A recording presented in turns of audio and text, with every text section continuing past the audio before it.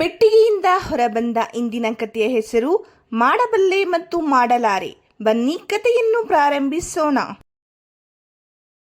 ನಾನು ಹೆಣೆಯಲಾರೆ, ಬೆಕ್ಕುಗಳು ಬರೆಯಲಾರವು, ಮೀನುಗಳು ಕಣ್ಣು ಮಿಟುಕಿಸಲಾರವು, ಹಂದಿಗಳು ಹಾರಲಾರವು, ನಾಯಿಗಳು ನರ್ತಿಸಲಾರವು, ಇರುವೆಗಳು ಓದಲಾರವು, ಕಾಗೆಗಳು ಹಾಡಲಾರವು, ಕೋತಿಗಳು ಅಡುಗೆ ಮಾಡಲಾರವು, ಆದರೆ ಕೋತಿಗಳು ತೂಗಾಡಬಲ್ಲವು, ಕಾಗೆಗಳು ಕಾವು ಕಾವು ಎನ್ನಬಲ್ಲವು, ಇರುವೆಗಳು ಕಚ್ಚಬಲ್ಲವು, ನಾಯಿಗಳು ಬೊಗಳಬಲ್ಲವು, ಹಂದಿಗಳು ಓಡಬಲ್ಲವು, ಮೀನುಗಳು ಈಜಬಲ್ಲವು, ಬೆಕ್ಕುಗಳು ನೆಗೆಯಬಲ್ಲವು ಮತ್ತು ನಾನು ಓದಬಲ್ಲೆ. ಮಕ್ಕಳೇ, ಕತೆ ಹೇಗಿತ್ತು? ನಿಮಗೆ ಇಷ್ಟವಾಯಿತೇ?